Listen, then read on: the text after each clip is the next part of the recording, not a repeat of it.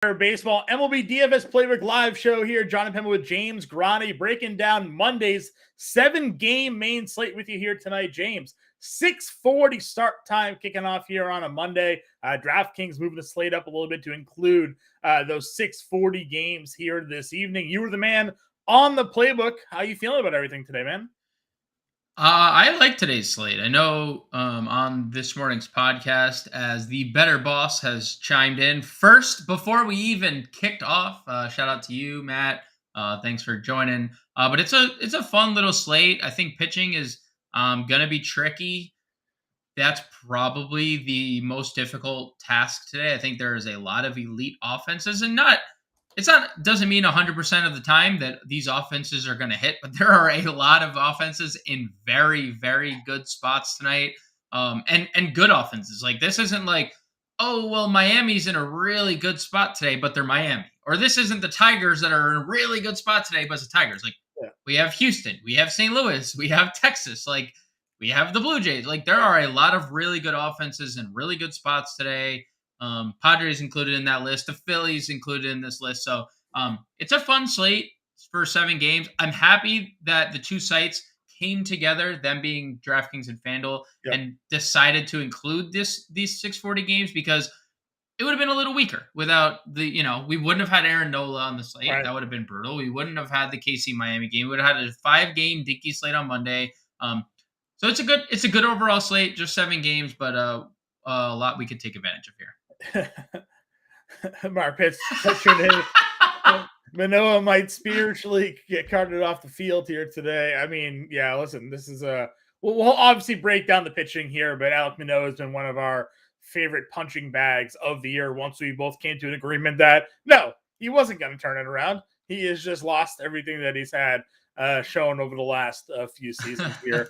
But James, before we do start breaking down the positions, again, I want everybody to know who's tuning in. If you got any questions, get into the chat, type your question in there. We're more than happy to answer, whether it be a DFS lineup question, maybe you got some betting questions for us. You just had the better betting show on previously with Howard and Servo. You can carry that right over here into the DFS show as well. I have the PrizePicks article out on site. If you're not yet a member over on PrizePicks, you go to fantasyline.com/PrizePicks. Use promo code ALARM when you sign up there. You get a 100% deposit match up to $100. So I got some plays out there for everybody. And then, of course, they haven't been able to see James's playbook yet that's out on site because you're not yet a member of the Fantasy Alarm family. You go to fantasyalarm.com/all-pro. Use promo code MLB50. We'll save you 50% off the first 6 months. That's $19.98 a month for the first 6 months there. Really great deal. You get access to all of our content, not just the MLB content there, but the rest of the NBA, the rest of the NHL, NASCAR, MMA, PGA, you name it. We cover it. Plus, football season is right around the corner. We're going to be releasing our draft guide here in the coming weeks. If you sign up today, you get access to that draft guide as well. So no better time than now to join the Fantasy Alarm family. We have the premium Discord in there as well for you all to be part of. So a lot of great things happening here at Fantasy Alarm, and there's no better time than now to join up and do all of that winning with us here, James. So that said, why don't we take a look at Vegas, give us some high totals, give us the spreads that we should be keying in on here today. So a lot of movement today in the Philly game specifically, and a lot of money coming in on Philly. They opened at -202. That is ballooned to -260 over on BetMGM and Caesars. It's up to 270, 275. So a lot of people on the Phillies today taking on the Detroit Tigers, and Joey Wentz headed to the mound there. Braxton Garrett and the Miami Marlins -160. I am repping the even though it's Florida Marlins, doesn't matter. Point remains. Shout out to Braxton Garrett and the Marlins -160, 165 in some places.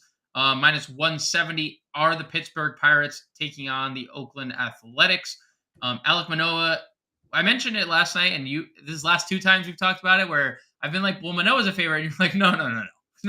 Manoah isn't the favorite. The Blue Jays. Yeah, the Blue Jays. That has actually shrunk. Manoah and the Jays open -132, now almost a pick'em, 115. Yeah, because Manoah sucks. Yeah, because Manoah sucks. Newsflash. Yep. -125 is Andrew Abbott making his major league debut for the Cincinnati Reds tonight, taking on the Julio Teheran led Milwaukee Brewers in Great American Ballpark. We have Martin Perez minus 140 and Blake Snell minus 170 taking on the Cubs in the late night hammer. I guess, are we still like, is late night hammer still translating? Like, that's what we call NBA. Do we need like Yeah. a new? No, I We mean, need I like a still, I new. still think it counts. I mean, listen, when we created the late night hammers, because we're talking about the Warriors and the Lakers, and you didn't Right, play all the them, West Coast. you were just Yeah. losing Yep. every single night because they were dropping a bajillion points here. But I still think it matters. I mean, think about how often we have some of these like top tier pitchers out in the West Coast True. that are just pile on fantasy points there. If you don't have them, you get a 30 burger in your face there at the starting pitching spot here. So no, I still think the late night hammer plays a little Okay. bit. So that one. That works. Before we get into everything, we got Better Boss here with a seasonal question, so might as well just knock it out. He's streaming Yuli, Owen Miller, and J1 Bay today in a Yahoo Daily lineup, and wants to know our thoughts. For me, it's okay. J1 Bay's got a lefty spot, so not like not the best matchup for him. Owen Miller's got that rookie Abbott tonight. We like the strikeout potential, but obviously Miller had been really good, but he is starting to cool down. But he is one leading of the off. few, he's leading off. He's one of the few Brewers that can hit left-handed pitching. And then Yuli, maybe he does his damage there against the opener because we do like Mayer here when he comes in the lineup. So, maybe not the best days for two of the three there, but you never know. Certainly can get some opportunities. So that said, James, let's jump into some DFS here. And again, if you guys are paying attention, you got any questions for us, let us know. We'll start off at pitching. We talked about it. Thankful to have the 640 slates because two of our favorite pitchers on the slate are in the 640 games. We have Aaron Nola at $10,200. And we got Braxton Garrett at $8,300. The big drop off in pricing on this slate. So talk to me, man. Those are my two favorites. I know you're in agreement, but which one do you prefer if you had to rank them? Nola won. Like, I understand for anybody that doesn't want to get to Aaron Nola because he hasn't been great this year, and not even really the peripheral numbers suggest that there's like bad luck. His expected ERA and his xFIP and his Sierra are all low fours, but still like nothing, significantly better. But he faces an offense that obviously is a little depleted, missing Riley Green. Zach McKinstry is legitimately their best player, and that's like a little terrifying. And they still are in the bottom two of pretty much every category. OPS, ISO, and WOBA, they're 27th or worse in every category. They still rank in the top 10 against right-handed pitching in terms of strikeout rate. So it's Nola for me. And you factor in like the only like real downside, I'd say, to Braxton Garrett is the pitch count, which we talked about on the podcast this morning. Miami just has a thing with him about the pitches. Now, is he very efficient when he's out there? Obviously, because he's getting pretty deep into pretty much every start, at least, Well, that's the thing, right? 80 pitches through 5 should get him at least 6 innings, right? Unless their cap on him is 85, which it seems to be. He's only gone over 85 once through 87 pitches against Arizona, and then everything else has been 85 or under. So, if 85 of his pitch count, it's good to see him getting 5. He's got to throw a one. I mean, the San Francisco thing just blows my mind. 76 pitches. He threw a one-hitter shutout against San Francisco, and they pulled him. Yeah.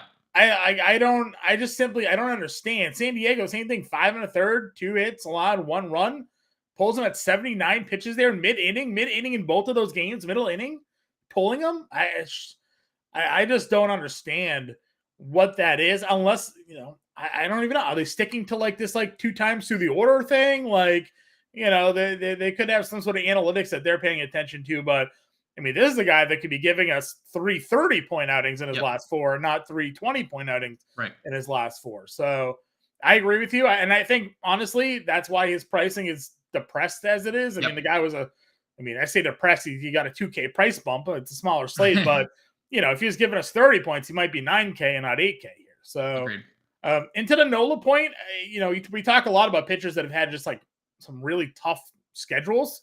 I mean, Mets, Atlanta, Chicago, in Coors, Toronto, the Dodgers, Houston, home against the Rockies. Actually had an okay start there. In Cincinnati, Miami, the Yankees, the Rangers. I mean, he's really only had one-ish easy, 1.5 easy starts Yeah. on his schedule this year. So I agree with you. If he goes out there and gets rocked by Detroit, well, then maybe we reevaluate how we start looking at Aaron Nola. But the guy has certainly had to go through the sawmill here so far. What, 11 starts, 12 starts into the year? The strikeout rate, I think it's the strikeout rate for me that's like really concerning because Sure. it's significantly lower than it's been. He has Sure. like a 7K per nine, which is almost 2.5 like lower than his career average. Is He that did have matchup based as well, though? I mean, the Toronto doesn't strike out, Houston doesn't strike out. Teams like that with low K yeah. rates potentially. I mean, largely the schedule has been that way.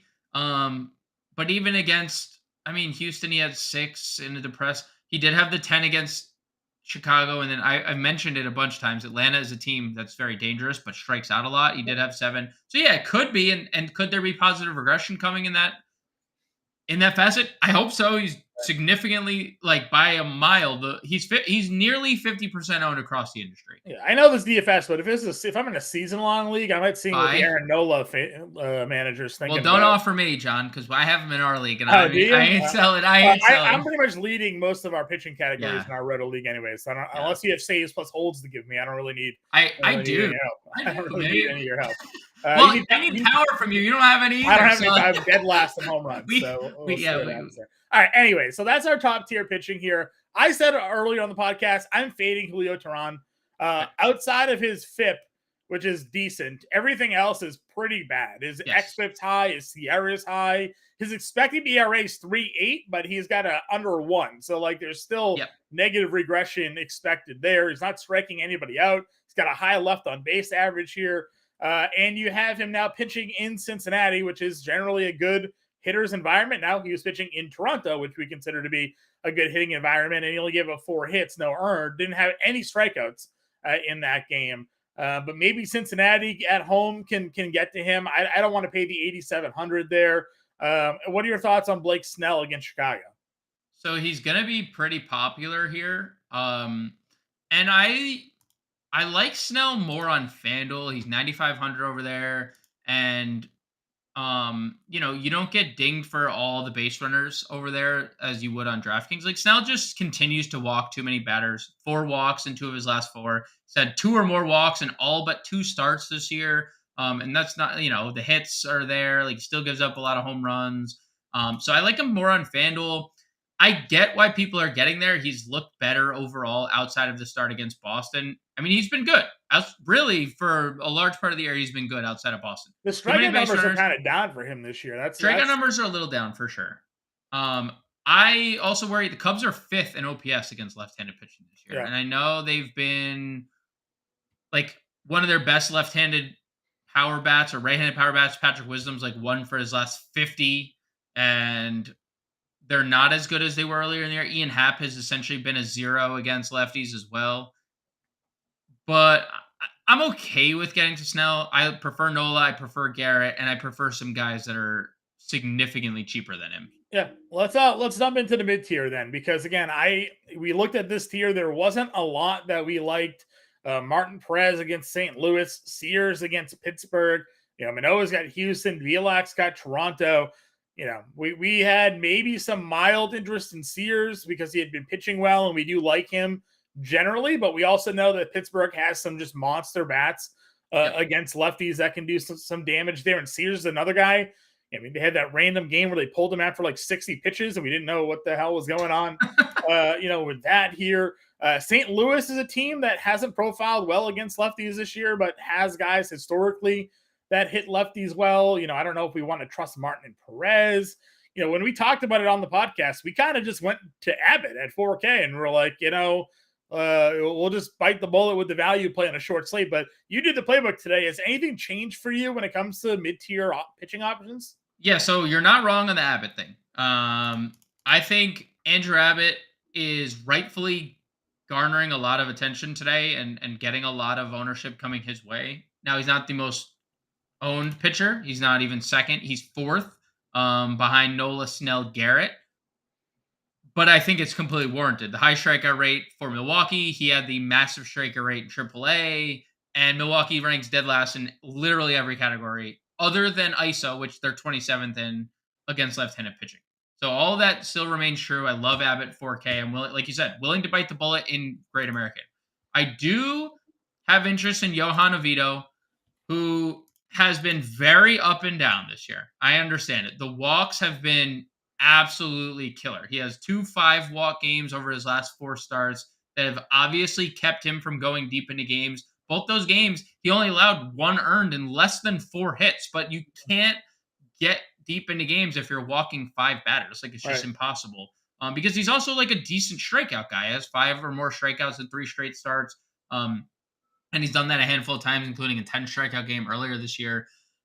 But Oakland is just so bad against right-handed pitching. They're 30th in OPS. They're 30th in WOBA.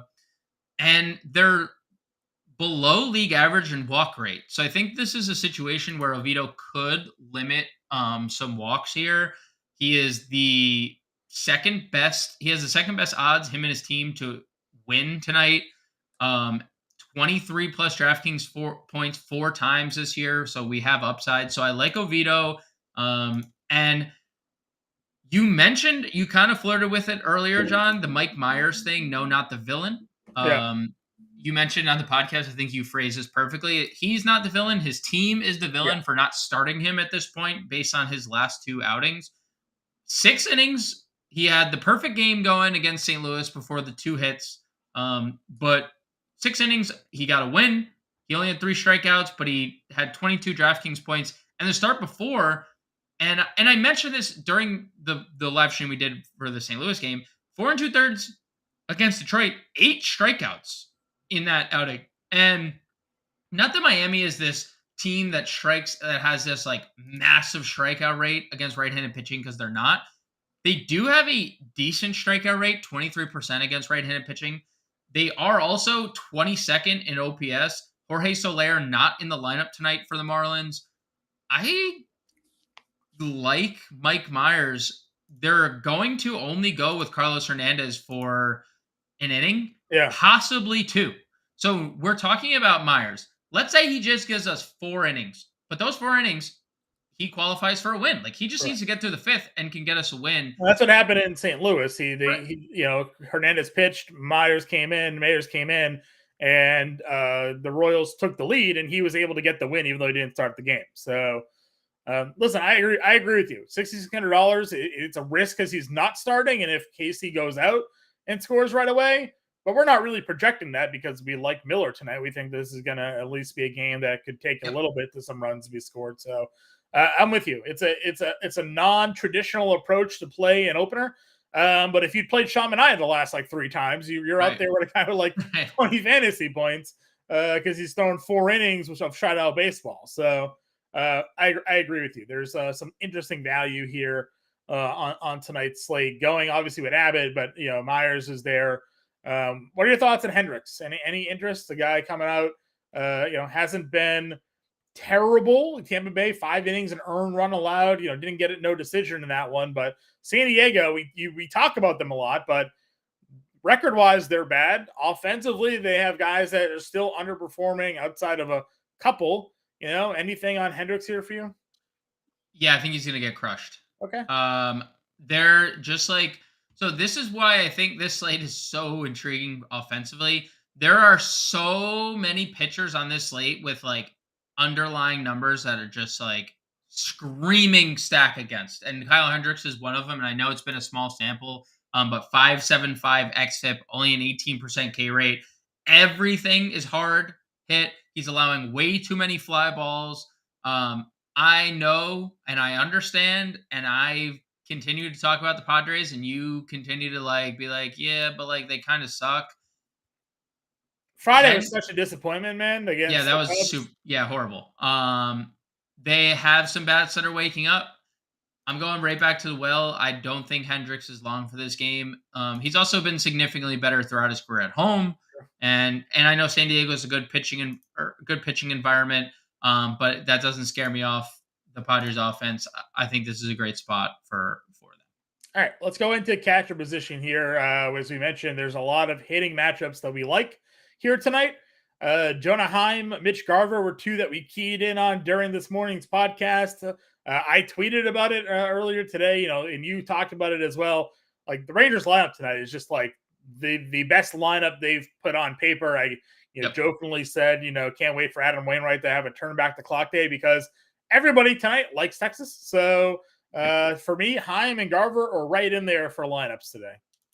Yeah, really hard not to get to there. You know what's funny? Like Texas isn't even, and I think it's more of a pricing thing because unless you're using like Leotis Tavares and Ezekiel Duran, you can't really afford them. Truthfully, like if you're playing Aaron Nola and Snell or something like that, you really can't. I love Heim. I love Garver. They're my two favorite catchers of the night. I'm right there with you. I prefer Heim. He's been really, really good over the last how long? 50 games. That's how many games he's played. He's been good pretty much the entire year. So I prefer Jonah Heim. Mitch Garver has been awesome against right-handed pitching in a limited sample this year. 400 ISO, 430 WOBA. Again, just a 26 at-bat sample. So like take that for what it's worth. But Jonah Heim, 184 ISO, 332 WOBA is pretty good in his own regard. Yep, I agree with you for sure. Mid-tier guys, what are our options at catcher? Are we still looking at Gary Sanchez? Should he be in the lineup here tonight?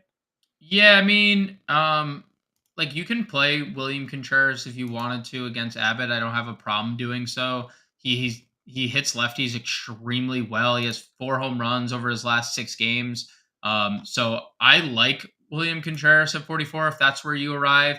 Definitely think you can go to Sanchez. I think the power bats are going to catch up to Hendricks. Can I play Abbott on FanDuel? So he's 8K. They had to add him to the player pool today. He's $8,000. Yeah, you could. I did a little deep dive on Abbott. I don't think there's any type of limitation on his pitch count tonight. He's thrown at least 87 pitches in his last 5 starts at AAA, including 97 as his max. So it doesn't feel like there's anything capped. I just don't know, like, he's a high strikeout guy. If he gets into the 5th inning with a lot of strikeouts and a lot of pitches, are you going to qualify for a quality start over there? That would be my only worry. We've seen some mixed results from these guys coming up. Obviously, Bryce Miller came up through a near perfect game, for 6 innings or 7 innings. We've also seen guys come up and just get shelled. So, there's definitely a potential on FanDuel, especially because you only need the one starter. Usually the pitchers are crazy priced up. So if you're getting a starter at 8K, you can almost just use every top price hitter the way they price guys over on FanDuel. So, we talk about the high strikeout potential. The Brewers against lefties. What is it, like almost 5% more strikeout? 2.1% more than any other player in baseball. Well, half of what I said, but still a lot in the range of percentages. Yeah. Are they still over 30%, right? Yeah, in that range? It's like just under 30. So a high strikeout percentage for Milwaukee against lefties here. So, Prince, if you want to go ahead and do it, sure. Definitely not going to argue against it, because like we said, we like Nola, but Nola hasn't been Nola this year. He's just in a good spot. We like Miller, but he's been limited for pitches. So, you could be spending up on a guy that's going to give you probably no more than what Abbott ends up giving you anyways, if things go the way we think could happen for Abbott tonight. So I'm fine if you want to take that one lineup and throw him out there for sure. Back to catcher, though, here, James. I mentioned, you think Hendricks gets lit. Sanchez is there with a lot of power at 3,700. Any other catchers on your radar here today? We do have Yan Gomes against a lefty on the slate. Yep, and that's our boy, and we're going to the well with Yan Gomes. And the one thing that Snell hasn't done well this year, and Bars, by the way, I was gonna say you're rhyming here. Bars, by the way, is power. Like that's been the issue. 178 ISO to righties, 224 to lefties is interesting too. Not that the Cubs are like throwing any lefties out against them because it's projected to be 9 righties in the lineup. Right. But I know you're not a BVP guy, but there is BVP here for Gomes. I did see the BVP for Gomes last night when we were talking about it on the podcast. 5 for 13, a homer, 385 average, 769 slug. It doesn't surprise me. Lefty. Dude, 400 ISO for Yan Gomes this year. 447 WOBA against lefties. Doesn't strike out. 49% fly ball rate against lefties. I mean, I know he just sees the ball really well. Yeah. Coming from lefties. So I'm with you there. Yan Gomes, I have to imagine is playing tonight. I don't think we have an official lineup for the Cubs, or do we? No. Yeah. So $2,500 on a slate like this, more than willing to just throw Yan Gomes in here because we want Gary to spend Sanchez up. in the lineup, by the way, hitting Okay. 6th officially in the lineup. Yep, I think both are fine. On this spot, Gomes just has that home run potential for us here. No reason really to play anybody else, right? No. Didn't think so. First base, talk to me, man. I like Goldschmidt here at $5,600. We know Nathaniel Lowe has that great matchup against Wainwright lefties this year against Adam Wainwright. Again, small sample size, but it's a 400 average, like a 760 slug or something like that. It's something absurd. So Nathaniel Lowe, Paul Goldschmidt are my top 2 first basemen here today. Yeah, I got nothing really to add there. Other than righties do hit Brandon Bielak hard. So if you wanted to play Vladdy, no one's playing Toronto. We talk about this all the time. Holds true again today. No one's playing them. It's because they got shut out by Julio Teheran. I mean, like that is factually correct. There's proof to back that up, but I'm just saying they could hang 20. They could hang 20. They could hang 20. I don't think anyone would bat an eye, but I agree. I think it's Goldschmidt. I think it's Nathaniel Lowe. And then I think there's some interesting guys below, but one of the guys that I had interest in, Spencer Steer, hitting 4th. I don't know if this directly correlates because you could still play Steer as a one-off, but the Reds scratched Jake Fraley due to an allergy. I don't know if he had an allergic reaction, but he was leading off. So that obviously was a little less thump. I loved Jake Fraley tonight. He was in my playbook as a write-up, core play, all of that. He is no longer playing. So I don't know if that kind of depresses the Reds lineup a little. I mean, it does because now Kevin Newman's leading off versus Fraley, and we know Kevin Newman specifically is good against left-handed pitching. Yeah.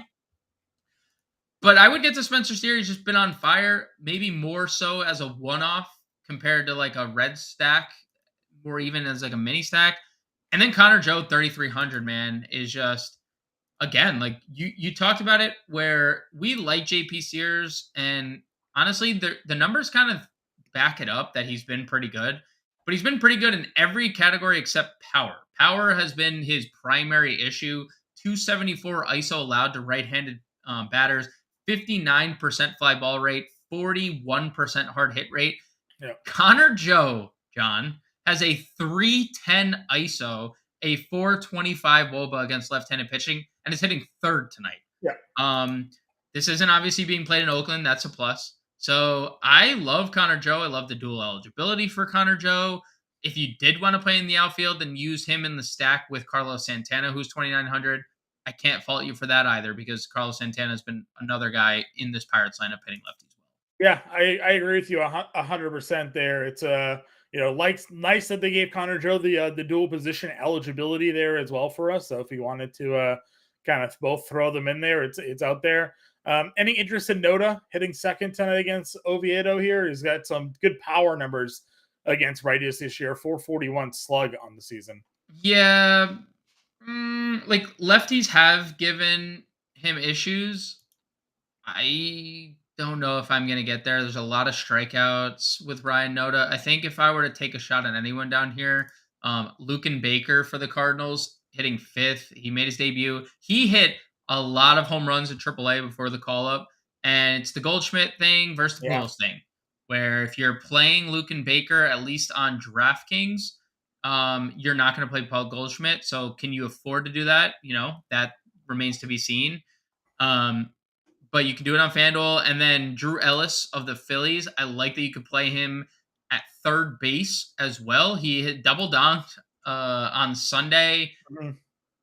Had good numbers in the minor leagues. The problem is, he's 27 years old and not but he had 1,000 OPS at AAA this year. So yeah, hitting 7th against Joey Wentz, who has been a gas can all year. I can't say I hate that because we talked about this last time. Philly was really popular the other day, and they came through. They're going to be really popular again today from what it looks like. And I like some pieces here. including Ellis, who's starting at first Did base you tonight. see how big Lucan Baker is, by the way?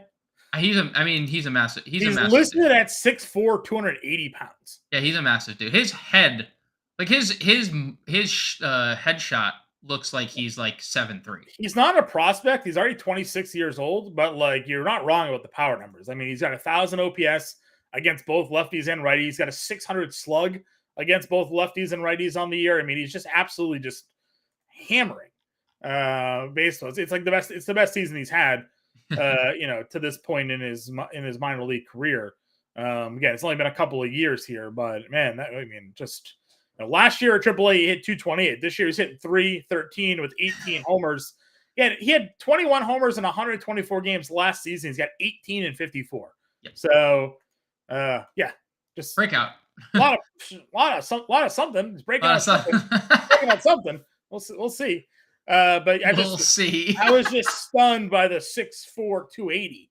I mean, that's not a baseball player. That's a linebacker in the NFL. Yep. So, yep. All right, go to second base here. We talked about it on the show. They gave Rodolfo Castro second base only. Usually he's our go-to against lefties. We do like Steers, but again, a lot of power given up. And Rodolfo Castro, just another monster against left-handed pitching here, hitting fifth. So if you wanted to even just two-stack, you get the 3-5 connection with Connor Joe and Rodolfo Castro here. We'll touch on Brian Hayes in a moment as well at third base. But Pittsburgh, Oakland, not the greatest teams on paper, but some good matchups here at second base. If I'm, I don't really care too much to spend up outside of Semien here. So it's like Semien and it's Castro for me at second base. Yeah, we just got a lineup that I'll pitch to you that I find something very interesting just happened at the second base position. Okay. But I largely agree. Tommy Edman, your boy, leading off $4,200. Now the good thing is you can play Tommy Edman in the outfield as well. So like if we wanted to play, because those are two guys I would say. Semien, if you're spending up, has hit righties extremely well this year, his whole career, and Rodolfo Castro.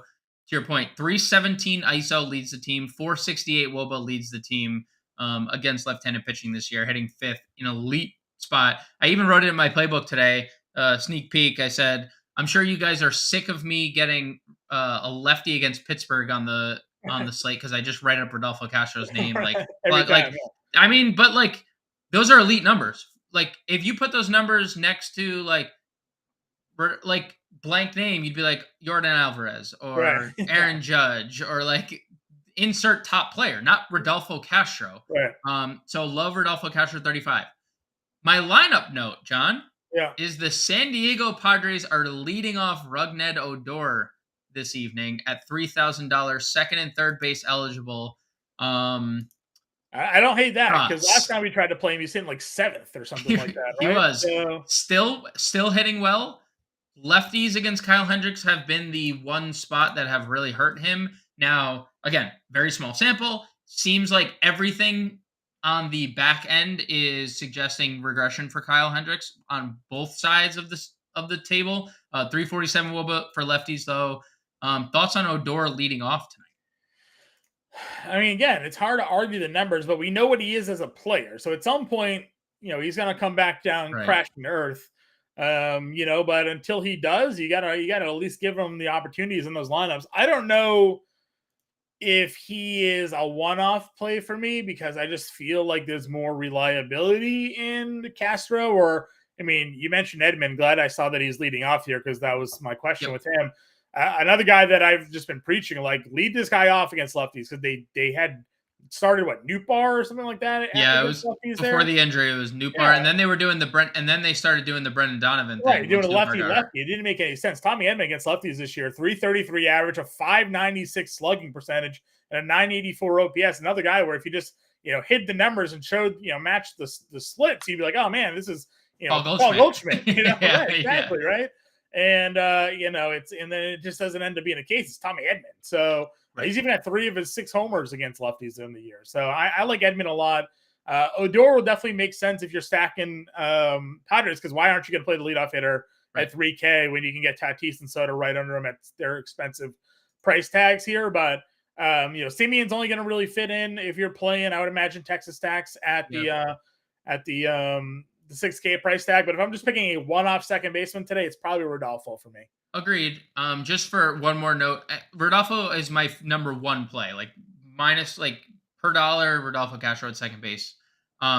Odor with a 221 ISO against lefties, not or against righties. That's not surprising because he has been pretty much all or nothing. But like, those are big numbers for a guy in Kyle Hendricks who gives up a lot of fly balls. Like if he's going to continue to pitch up in the zone and all these fly balls, if Odor's not striking out, there's a lot of upside with him because he might hit a home run, right? That's what it comes down to for me. The Prince asking us Schwarber versus a lefty. Schwarber is a lefty.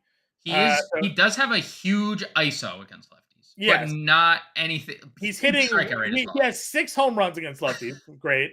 Yep. 151 average, a 420 slug, a 669 OPS. So another, if you are banking on a home run, sure. Now, to be fair, Schwarber's only hitting 170 on the year. So he's not really hitting well against anything. His better slug is versus lefties. Right. But I can't imagine this being the time to use Kyle Schwarber here tonight. Philly's outfield in general is a full fade for me. Not using Harper, not that he's in the outfield. Castellanos fine. I guess I lied. That's my one exception. Castellanos will work because he's hitting 300 against everybody. I would play Odor over Schwarber. That's what I would do. Play Odor over Schwarber. Holy hot take. Rougned Odor over Kyle Schwarber. Yeah. It's not great. I mean, it's better for Odor than Schwarber, but that's where I'm going here tonight. Any other second baseman for you? I mean, Dubon is leading off against Manoah.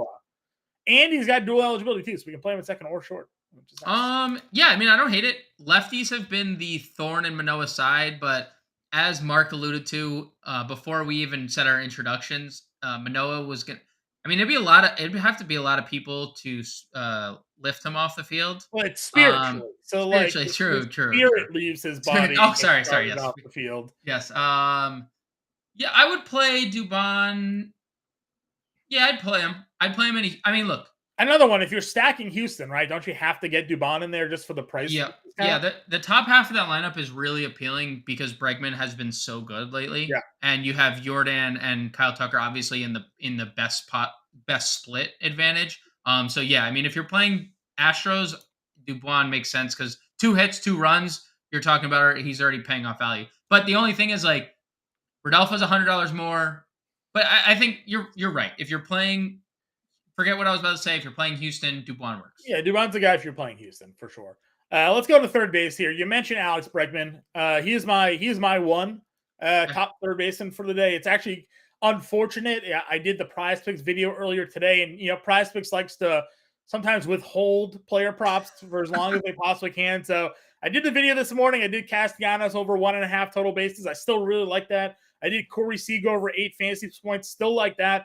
Video's done. It's uploaded. It's sent. It's out there. Then they released the Houston props. Alex Bregman sitting at 7 fantasy points for tonight. I was like, I'm gonna do another one where I'm gonna play the over Alex Bregman 7 fantasy points in there as well.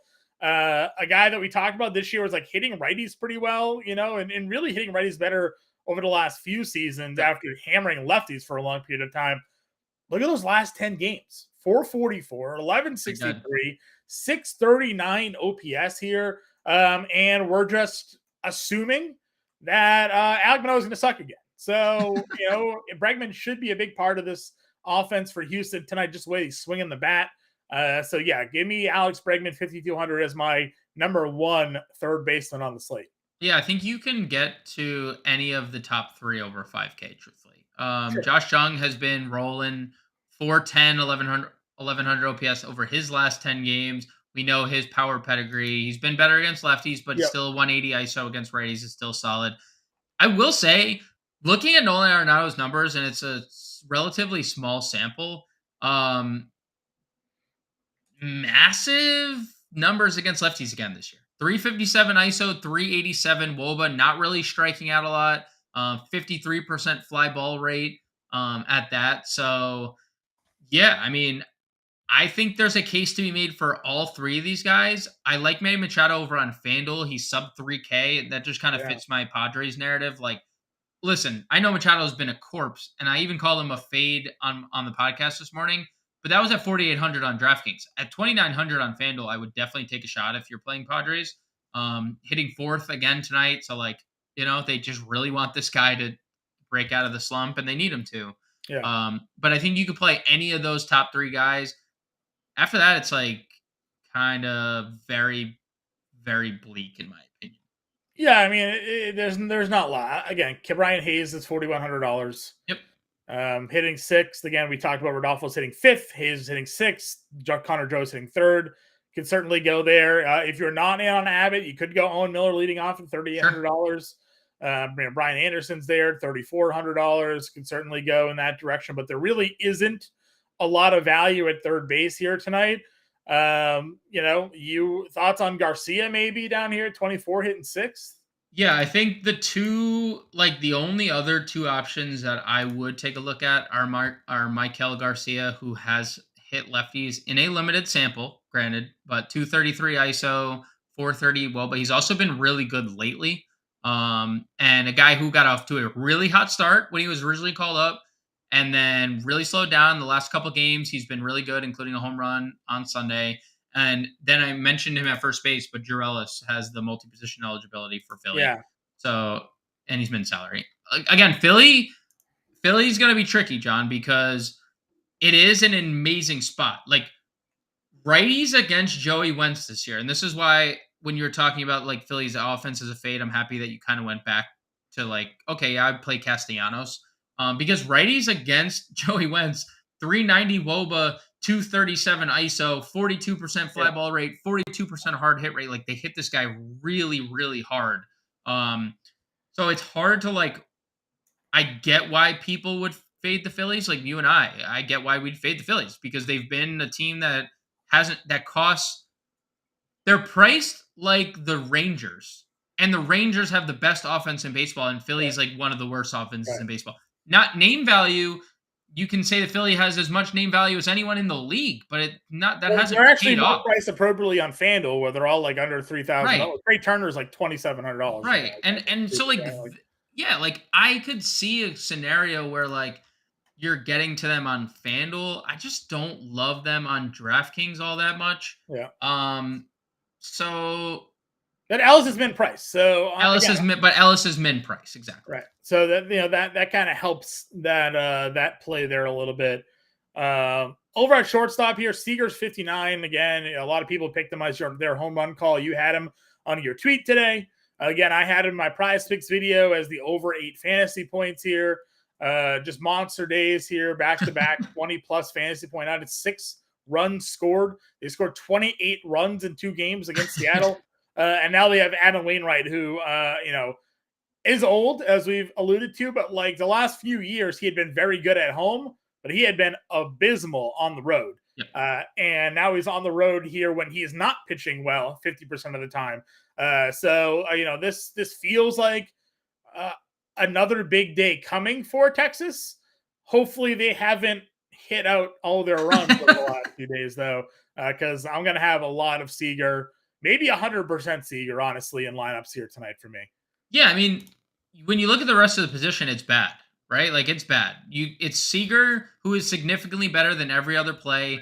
Bobby Witt is good against lefties. Yes. I think nobody's really going to get there because a lot of people are playing Braxton Garrett, and Bobby Witt has shown a lot of power.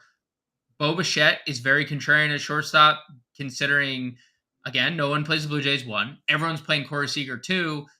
And Brandon Bielak has really struggled against righties. Like, I've said that for a few streams and podcasts now. Like, Brandon Bielak misses bats and he gets strikeouts, but he also, there's a lot of hard contact. Righties this year, 380 WOBA, 275 ISO. What's the one thing we know about the Blue Jays? They're righty heavy. Even though today they decided, let's just play all our lefties, because analytics tell you, I guess, something different than what the last 2 weeks. I know we like to talk about sample sizes and whatnot. Last 2 weeks, right? 14 days here against right-handed pitching. Number 1 team in baseball in WOBA against right-handed pitching, Toronto, 373. ISO sitting at 200. Their OPS against right-handed pitching there is OPS is at first 865, 504 slug, 304 batting average, just a 16% strikeout rate. So last 2 weeks, they are just mauling right-handed pitchers not named Julio Teheran, and everybody else, they're just smashing. So this could be a spot where, once again, like you said, nobody's playing Toronto on this slate because the Rangers just hung 28 runs in 2 days. And now you have Bichette at 55 and Springer and Vladdy in your lineup here at the top and to do some damage. But they're all hella expensive. So you got to find ways to find some value on the slate. Yeah, and I think that's the thing. Like, their top 4 hitters in tonight's lineup are all righties. Springer with a history of hitting everything extremely well, being an all MLB player. Bichette's obviously a superstar. Vladdy's a superstar. Chapman has superstar months, weeks. They can crush Belak here. So I think Bo Bichette is probably my contrarian shortstop. Mark, I don't know what Turner you're talking about. Can he finally wake up? I read he is waking up. Okay, I was about to say definitely not waking up. Definitely still sleeping. He's still Snorlax, right? Like Snorlax hasn't woken up yet, I don't think, or just a few times. That one day you called him out and he homered, and you're like, "Hey, thank God!" Yeah. And then he's had basically one double-digit fantasy point game in his last 7. So, I can he go back into the World Baseball Classic to find that power? Please, was he using a cork bat then? What was going on then? So I think they allowed metal bats in the WBC. I have a question for you. Why is he hitting cleanup and not leadoff, where he was like the game's premier leadoff hitter? Yeah, I don't. Yeah, I mean, he hit third for the Dodgers last year. True, because they were leading off Mookie. He hit 100, and he had 100 RBIs. Like, he just fell off a cliff. I don't know what happened, but big contract. Sometimes guys can't play to it. Sure. We see it all the time. I agree with you though. And to Mark's question, who's our contrarian? It's Bichette. Yep. Toronto's usually the contrarian play if you want, because they have the offense that can hang with anybody in baseball on the right night. So I'm with you there. Bichette is the pivot down from Seager for me. Both expensive, but it's where I would go. I still think McLean at 4,700 is expensive. But I do like Cincinnati tonight in going up against Tehran, because I'm not a believer in Tehran here. Dubon, I'm happy that there's some value at shortstop, because we weren't really sure there was going to be much value at shortstop last night when we recorded the podcast. But getting Ezekiel Duran at 29 and Dubon leading off at 34, certainly 2 value plays that I think we can find ourselves looking at here tonight. Yeah, those are the 2 names at the value tier. Duran is kind of the same situation we talked about over at first. If you're playing Duran, you're fading Seager. I'm hoping soon we'll get the Duran shortstop outfield eligibility, since he's starting in left field tonight. But 207 ISO, 339 WOBA against righties. He hasn't skipped a beat against righties. Yep. And then again, if you're not in on Abbott, Monasterio here has been pretty good. Yeah, he's been good. Since getting called up, homered yesterday there. A couple of hits here. 6 games played on the year, but 412 average, 7 for 17. So they're doing everything they can maybe to find some righties that can hit. Adames is out as well. So could be a guy that comes up and boosts that lineup a little bit. Let's go to outfield here, James. We have Tatis, Yordan, Soto, Garcia, Springer, Tucker, all guys that I know that you and I are both kind of in on, depending on how we're building our lineups tonight. Every single one. Every single one. Every name you mentioned. So, yeah. I don't have anything to add. I would say Yordan. Who's your number one though? Last night you liked the Padres. Is it still Soto? It's probably like 1A, 1B between Yordan and Soto. Yep. Okay. Those are like I would say I don't really have a preference. Yordan or Soto is 1A, 1B for me. Yeah, I'm rolling Yordan here. Again, if Manoah beats me tonight, fine. But this is where I'm going to go with Yordan Alvarez tonight, $6,100 as my top play today on the board. I just, again, I'm just not a believer in what Manoah's been doing. It's been getting knocked around by everybody. So give me Yordan as my top guy. But again, I listed all those off. The only guys I'm not playing really up here, not going to play Reynolds and Harper. Probably the only 2 guys. I mean, I don't know why Morel's still over 5K, but Morel, Reynolds, and Harper are the guys above 5K I'm not playing tonight. Yeah, pretty much. Reynolds. The only way you're playing any of those guys is if you're stacking those teams. Like if you're stacking Philly, you're probably going to play Bryce. If you're stacking Pittsburgh, you're obviously playing Bryce. If you're stacking the Cubs, do you even still play Morel? I mean, he's never hit lefties, so it's not really a good spot for him. No. Yeah, I'm full agreement with you there. If we're going into the mid tier down here, I do like Castellanos at $4,500. I could see you getting to Kutch if you like Pittsburgh tonight. Edmund still with that outfield eligibility. Anybody else for you? It's Castellanos, really. I Yeah. wish Jake Fraley still existed in this tier because he was my guy. But it's really Castellanos and then just a couple value names. Yeah. At 4K, I like Merrifield hitting sixth. I think that's fine. Yep, righty, I, righty. I like his story leading off at $3,600, and I know that you have a Ranger down here that you're a fan of as well. Yeah, man. Leody Taveras has been awesome. I'm not sure people have really realized, and I know it's fair because Texas has 8 other guys that have been awesome the entire year. But Leody's just down here hitting ninth, hitting 306. Like your 9 hitter is hitting 306 on the year. Um, little power, a lot of speed. He hasn't stolen as much bases as I think everyone thought he would. But he is a threat there coming off a game he homered. Yeah. So I like Leody's. Has been He's really hitting good. both sides of the plate too. Sometimes we Dude. have these switch hitters. They're like, oh, they hit really better from this side. The guy shouldn't even be a switch hitter. Nope, not Leotis. 310 versus righties, 295 versus lefties. Same slugging, same OPS. He's even got basically the same stolen bases, 3 against righties, 2 against lefties. Like it's just steady across the board. I'm a good baseball player. I'm a professional hitter. So plus he's $3,400. And what do we talk about the 9 hitter all the time? He's the wraparound stuff. Wraparound. You can play Leotis, Semien, and Seager, and there you go, right? Like you're ready to roll. So and him and Duran are like the only way you can really afford an entire Texas stack. Like because the 1 through 6 is $4,500. 1 through 7 is $4,500 or more. Or more. 1 through 5 is over 5,000 with 2 of them over 6K. So I think it just makes a lot of sense to get to someone like Taveras at 34. Yep, like I said, and the fact that he's hitting 9th, you're not really losing much with the guys that are hitting behind him in terms of run potential. So I'm with you there. We talked Connor Joe already down here at $3,300 with the outfield eligibility. Thoughts on Jordan Walker down here at $3,100? Yeah, love Jordan Walker. I know the 8th position is obviously not ideal, but 214 ISO against lefties in limited sample.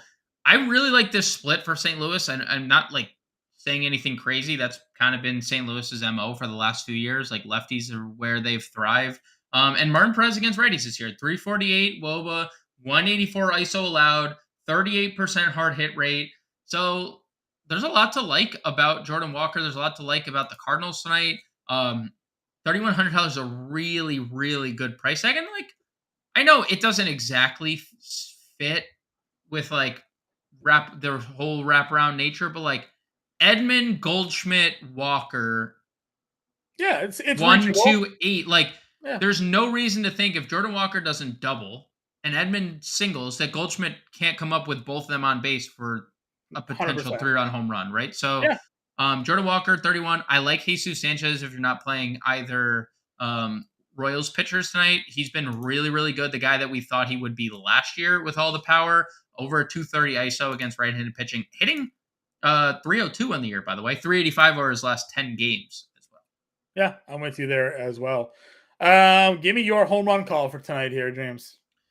I'm gonna stick with what I said on my home run call over at my Twitter account, which you guys can see right under my name here. I've been putting out a home run picture every day to see if anyone can get 3 in a row. Maybe some Arenado included to Prince. I was just saying Walker doesn't correlate with Arenado as much as he does with Edmund and Goldschmidt because they're hitting first and second. So Arenado perfectly fine in your St. Louis stack. That's not what I'm saying. I feel like we've had the same conversation about Arenado before with these wraparound stacks. He gets too far down the lineup to play with the 8 or 9 hitters. So works for the top of the lineup. I'm going to go with Juan Soto tonight. I think the fly ball rate for Kyle Hendricks is a really big concern going up against Soto and the Padres. Yep. I'm just going to go Yordan here again. I don't think much of Manoah here. I think this is a good spot. Plus, you're getting in Toronto where we talked a lot about they moved the walls in there. It should be better hitter environment. So give me Yordan Alvarez for my home run call here. If you had to give a must stack for tonight, what team is your must stack, James? If you guys follow me on Twitter, I also put out a picture. I built with 8 Rangers today. I don't know why I couldn't hit select, John. It wasn't Yeah. DraftKings. It must have been an error on the DraftKings side of things. You could get that lineup in, right? 8 Rangers. Yeah, I had one yeah. outfield spot. I had one outfield spot Well, left. if you play 3 lineups, you can definitely get exposure to all of them. So Texas is number 1 tonight. Yeah, I agree with you. Texas is my number 1. If I'm doing a contrarian stack here for tonight, Toronto is certainly the way. If we're going for a cheap stack tonight, I think Pittsburgh is what we've kind of settled in on here. A couple guys in Pittsburgh can get in that lineup to help save some of the money. James, let's build our lineups, shall we? We shall. All righty. Top pitcher. Who are we using here tonight? Nola. I'm willing to eat the chalk on Aaron Nola. I think the only way we're gonna get some of these big bats and Texas guys is using Abbott probably as our SP2. I think that just makes the most sense. So we're gonna plug Seager in at short. Yep. Second base, I think we're going Rodolfo, right? Yeah, Rodolfo for sure. Got to find some money savings there. First base. Do we want a Connor Joe? Or do we want to save? Let's hold off on Connor. Let's hold off on Connor Joe because we could play him in the outfield. Okay. Catcher, Yan Gomes. Yep. Those are the first. That is the first 5 I had plugged in previously to you. Even us starting to build. That was the exact. So we got 47-8 a play here. Again, we like Texas. We like Houston tonight. You know, I like Alex Bregman here at third base. I don't know if you think we can get there or not, but I think it's a good spot for him tonight against Manoah. Yeah. So third is interesting because I was toying with because we both like Yordan and Soto. So I was toying with the idea of like double spending up at the outfield, and I don't know. It would either be spend down at first to get to Bregman, which I think might be better, or play Odor at third. Because if we did Connor Joe at first, so that's exactly Joe.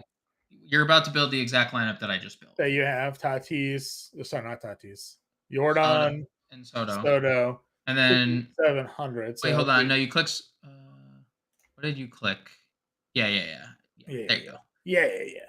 This is gonna be the exact. You want to do Leotes, or did you? That's what I did. That was what I did. Was that the lineup? See, that was what I did. Okay. I like this. You get your one-off San Diego Soto play. So we're not diving all in on San Diego here tonight because they've let us down more than we've liked to admit to.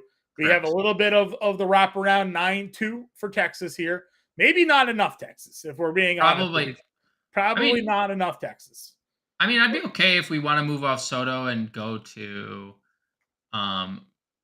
anyone, and we get goalless, I guess, right? Or Nathaniel Lowe. Go to Nathaniel Lowe. That's what I was. And then go Connor. 4,400. We don't have to do Connor Joe. We can go Tommy Edman, 4,200 in the outfield if we wanted to do Nathaniel Lowe. Yeah. Do you like Edman there, or would you? Connor Joe has more the power that we're looking for. Sure. So we have $1,100 to kind of mess around with here. What are our thinking here? We got a couple minutes. I also went. I just toyed with a idea of going down to Jordan Walker off Connor Joe. Okay. I'm just messing with things just to see if anything opens up. It can get us Castellanos. Can we get a Dolus in here? 55, 2,300. Anything down there? 23. 23 doesn't exist. I don't think. No, Drew Waters. Drew Waters is fine. No, it's fine. All right, let's go back to what we had then. Leotes, we got a minute to go here. Leotes, $4,400. We can go Edman. That's fine. We also don't have to spend all of Yan Gomes officially in the lineup, hitting 6th. He is DHing this evening. Okay, do we prefer Bregman or Arenado? I prefer Bregman tonight. I guess it depends on what you're doing. I like Arenado if you're playing Cardinals. I like Bregman if you're playing Astros. You could go Goldschmidt to low if you wanted to get spend up there. So you're not gonna. I have no problem getting to Goldschmidt at all. Right. Well, we like Texas tonight. If you want to get Nathaniel Lowe in there, you got some money to play with. Otherwise, you can spend up for Goldschmidt. So that's our lineup: Noah, Abbott, Gomes, Goldschmidt, Castro, Bregman, Seager, Yordan, Tavares, and Connor Joe. Get in the Discord. We'll be until roster lock 6:40 lock tonight, guys. Good luck. We'll be back tomorrow morning.